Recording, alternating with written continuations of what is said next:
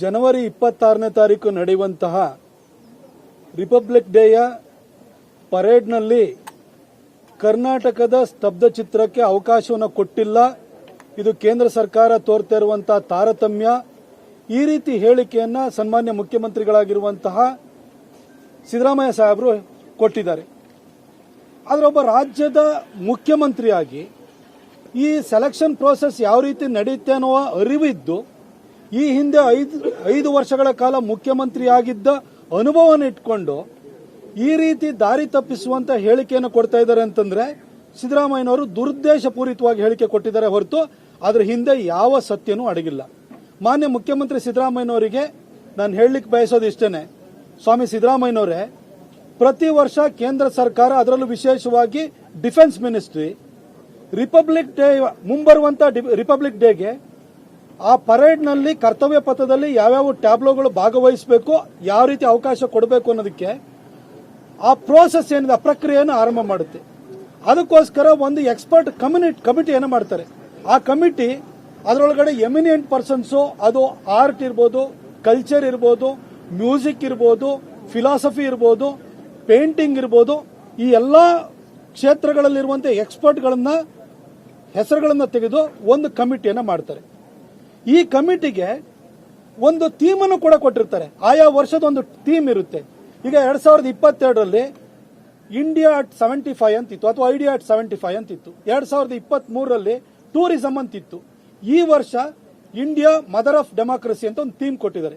ಈ ಥೀಮಿಗೆ ಅನುಗುಣವಾಗಿ ದೇಶದಲ್ಲಿರುವಂತಹ 29 ರಾಜ್ಯಗಳು, 7 ಕೇಂದ್ರಾಡಳಿತ ಪ್ರದೇಶಗಳು ಹಾಗೂ ಕೇಂದ್ರ ಸರ್ಕಾರದ ವಿವಿಧ ಇಲಾಖೆಗಳಿಗೆ ಪ್ರಪೋಸಲ್ನ ಕಳಿಸುವಂತ ಅವಕಾಶ ಕೊಡಲಾಗುತ್ತೆ. ಆ ಥೀಮಿಗೆ ಅನುಗುಣವಾಗಿ ಯಾರ್ಯಾರು ಪ್ರಪೋಸಲ್ ಕೊಟ್ಟಿದ್ದಾರೆ ಅದನ್ನ ಎಕ್ಸ್ಪರ್ಟ್ ಕಮಿಟಿ ಕೂತ್ಕೊಂಡು ಪರಾಮರ್ಶೆ ಮಾಡಿ ತೀರ್ಮಾನ ತೆಗೆದುಕೊಳ್ಳುತ್ತೆ. ಇಲ್ಲಿ ಯಾವುದೇ ರಾಜಕಾರಣನೂ ಕೂಡ ಇರಲ್ಲ. 2022ರಲ್ಲಿ 21 ಟ್ಯಾಬ್ಲೋಗಳಿಗೆ ಅವಕಾಶ ಕೊಡಲಾಯಿತು.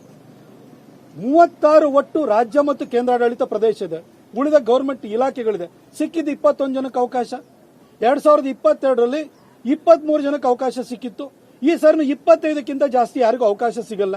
ಹಾಗಾಗಿ ಒಂದಷ್ಟು ರಾಜ್ಯಗಳು ಬಿಟ್ಟು ಹೋಗ್ತವೆ, ಕೇಂದ್ರಾಡಳಿತ ಪ್ರದೇಶಗಳು ಬಿಟ್ಟು ಹೋಗ್ತವೆ, ಕೇಂದ್ರ ಸರ್ಕಾರದ ಕೆಲವು ಡಿಪಾರ್ಟ್ಮೆಂಟ್ಗಳು ಬಿಟ್ಟು ಹೋಗುತ್ತೆ.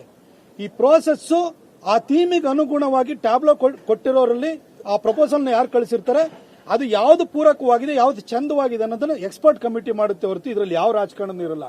ಇದ್ರ ಬಗ್ಗೆ ಜ್ಞಾನ ಇದ್ದು ಕೂಡ ನೀವು ಈ ರೀತಿ ಹೇಳಿಕೆನ ಕೊಡ್ತೀರಿ ಅಂತಂದ್ರೆ ನಿಮ್ಮ 7 ತಿಂಗಳ ಆಡಳಿತ ಏನಿದೆ, ಅದರ ವೈಫಲ್ಯ ಏನಿದೆ, ಅದನ್ನ ಮುಚ್ಚಿಕೊಳ್ಳೋದಕ್ಕೋಸ್ಕರ, ಜನರ ಅಟೆನ್ಷನ್ ಅನ್ನ ಬೇರೆ ಕಡೆ ಡೈವರ್ಟ್ ಮಾಡೋದಕ್ಕೋಸ್ಕರ ನೀವು ಈ ತರ ಹೇಳಿಕೆ ಕೊಡ್ತಾ ಇದ್ರೆ ಹೊರತು ನಿಮ್ಮ ಹತ್ರ 7 ತಿಂಗಳಲ್ಲಿ ಏನು ಮಾಡಿದೆ ಅಂತ ತೋರ್ಸಕ್ಕೆ, ಜನಕ್ಕೆ ಹೇಳೋದಕ್ಕೆ ಯಾವುದೇ ನಿಮ್ಮ ಹತ್ರ ಸಾಧನೆಗಳಿಲ್ಲ. ಹಾಗಾಗಿ ಪ್ರತಿಯೊಂದು ವಿಚಾರಕ್ಕೂ ಕೂಡ ಕೇಂದ್ರ ಸರ್ಕಾರವನ್ನು ಬೈಯುವಂತದನ್ನು ರೂಢಿ ಮಾಡ್ಕೊಂಡಿದ್ರೆ.